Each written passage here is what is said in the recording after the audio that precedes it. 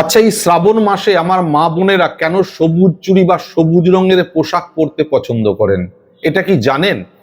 In fact যারা এই সবুজ রঙের পোশাক আশাক বা চুড়ি পরেন তাদেরকেও যদি আপনারা প্রশ্ন করেন, সেক্ষেত্রে বেশিরভাগই উত্তর পাওয়া যায় যে অন্য কেউ পরে তার দেখা দেখি আমি পড়ছি, বা কেউ একজন মা কাকিমা বলেছেন বলে আমি পড়ছি, বা এটাই রীতি হয়ে আসছে তাই আমি পড়ছি।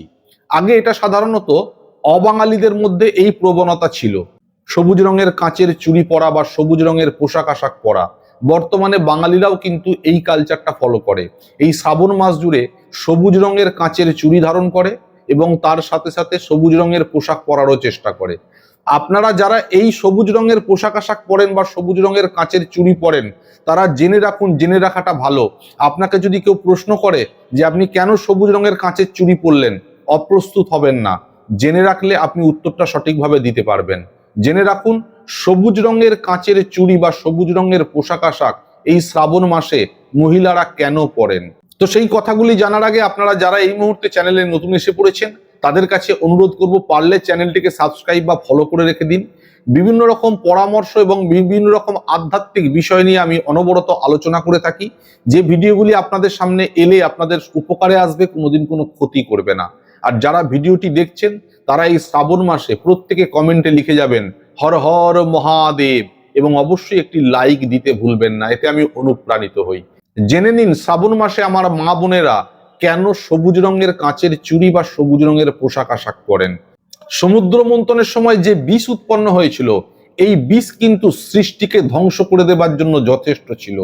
সুতরাং এই বিষ যদি কোনোভাবে পৃথিবীব্যাপী পড়ে যায় বা ছড়িয়ে যায়, তাহলে সৃষ্টি ধ্বংস হয়ে যাবে। দেবতাকুল ভীষণভাবে চিন্তিত হয়ে পড়েছিলেন। অথচ এই বিষ কেউ গ্রহণ করার জন্য প্রস্তুত ছিলেন না। অসুরগণ বা দেবতাগণ কেউই এই বিষ গ্রহণ করতে চাইছিলেন না। এমতাবস্থায় সকলে মিলে চলে গেলেন ভগবান মহাদেবের কাছে, উদ্ধারকর্তার কাছে। ভগবান মহাদেবকে সবাই মিলে এই সমস্যার কথা জানালেন।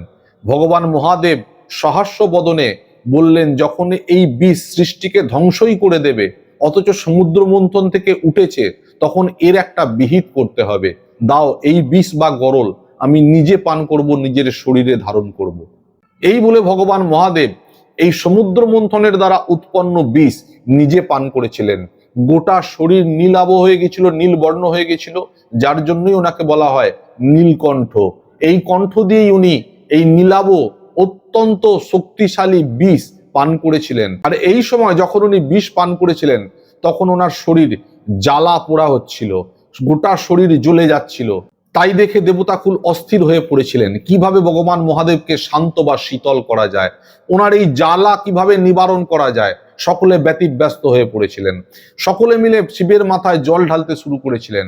তার জন্যই কিন্তু আমরা সবসময় বাবাকে অভিষেক করি, জলাভিষেক করি, অর্থাৎ শিবলিঙ্গের মাথায় আমরা জল দান করি। এই জল দানে অত্যন্ত প্রসন্ন হন ভগবান মহাদেব। এই জলাভিষেকের মাধ্যম দিয়ে ভগবান মহাদেব প্রসন্ন হয়ে আমরা যা মনস্কামনা জানাই, সেই মনস্কামনা উনি পূর্ণ করেন। ওনার শরীর শীতল হয় এবং উনি স্নিগ্ধ বা শান্ত হন। মনস্কামনা ভগবান মহাদেবকে আমরা এই মুহূর্তে যা জানাই, সবটা উনি পূরণ করেন। সুতরাং আমরা প্রত্যেকে এই শ্রাবণ মাস জুড়ে, বিশেষ করে প্রত্যেকটি সোমবার, বাবাকে অবশ্যই জলাভিষেক করব। এবার সবুজ রঙের ব্যাপারটা আপনাদেরকে বলি, সবুজ কিভাবে এলো বা সবুজ চুড়ি পরার রীতিটা কিভাবে এলো। যখন প্রত্যেকে সমস্ত দেবতাগণ ভগবান মহাদেবের মাথায় জল ঢালছেন, তাতে করেও তার জ্বালা বা শরীর অতটা শান্ত বা স্নিগ্ধ হচ্ছে না বা শীতল হচ্ছে না যে পুরোপুরি জ্বালাটা মিটে যায়, তখন ভগবান মহাদেব চন্দ্রকে ডাকলেন। চন্দ্র এসে ওনার মাথায় বিরাজ করলেন শরীরকে শান্ত বা স্নিগ্ধ করার জন্য, তাতেও পুরো জ্বালা মিটল না। এরপর মা গঙ্গাকে বললেন, আমার মাথা দিয়ে বয়ে যাও। ভগবান মহাদেবের জটায় মা গঙ্গা আসলেন, সেখান থেকে জলধারা প্রবাহিত হলো, তাতে করেও ভগবান মহাদেবের শরীর পুরোপুরি শান্ত বা স্নিগ্ধ বা শীতল হলো না। এমতাবস্থায় মাতা পার্বতী দেখলেন ভগবান মহাদেব সৃষ্টিকে রক্ষা করার জন্য এত মহান একটা কাজ করলেন, এবং আমার স্বামী যাকে শান্ত বা স্নিগ্ধ করা বা শীতল করা বা মনের একটা শান্তি তৈরি করা, এটা আমার কর্তব্য। সুতরাং আমাকে কিছু একটা করতে হবে। যখন সমস্ত কিছু ব্যর্থ হয়ে গেল, কিছুটা শান্ত হলো, পুরোপুরি শীতল করতে পারলো না, তখন মাতা পার্বতী প্রকৃতি রূপে সবুজ রঙের শাড়ি, সবুজ রঙের চুড়ি, সবুজ রঙের অলংকার সমস্ত কিছু পরিধান করে ভগবান মহাদেবের কাছে এলেন। ভগবান মহাদেবের যে জ্বালার তীব্রতার জন্য রক্তচক্ষু, সেই রক্তচক্ষু দ্বারা মাতা পার্বতীর এই রূপ বা এই বেশ দেখে তার চোখ শান্ত হলো, ধীরে ধীরে তার শরীর স্নিগ্ধ হলো, শীতল হলো, তিনি আপ্লুত হলেন। মাতা পার্বতীর এই রূপ দেখে তিনি ভীষণ প্রসন্ন হলেন, তার শরীর আস্তে আস্তে শীতল হয়ে গেল। আপনারা লক্ষ্য করে দেখবেন এই শ্রাবণ মাসে শ্রাবণের ধারা প্রকৃতির মাঝে সমস্ত বৃক্ষকে এই শ্রাবণের ধারা এমন ভাবে ভিজিয়ে দেয়, প্রকৃতির মধ্যে যেন প্রকট সবুজায়ন হয়ে গেছে, প্রত্যেকটি গাছের পাতা যেন হেসে খেলে বেড়াচ্ছে। প্রকৃতির এই রূপ বৎসরের কোনো সময়ে আপনারা দেখতে পাবেন না। এমনকি তুলসী পাতার যে রং, সেই রং সব থেকে উজ্জ্বল সবুজ হয় এই শ্রাবণ মাসে। ভগবান মহাদেব এতে প্রসন্ন হন। প্রকৃতিরূপা মাতা পার্বতী এই সময় সবুজ আভায় সেজে ওঠেন শুধুমাত্র মহাদেবকে প্রসন্ন করার জন্য। তাই আমাদের মাতা পার্বতী সমা মা বোনেরা সবুজ রঙের শাড়ি বা চুড়ি পরলে ভগবান মহাদেব প্রসন্ন হন, এবং তার সাথে সাথে তার স্বামী যিনি মহাদেব স্বরূপা তিনিও প্রসন্ন হন, এবং স্বামীর আয়ুন্নতি বৃদ্ধি পায়, স্বামী দীর্ঘায়ু হয়, এবং অবশ্যই এই ধরনের বসন বা অলংকার পরিধান করে নিজের যা মনস্কামনা জানান সেই মনস্কামনা সিদ্ধ হয় বা পূরণ হয়। সুতরাং এই রীতি এর জন্যই চলে আসছে।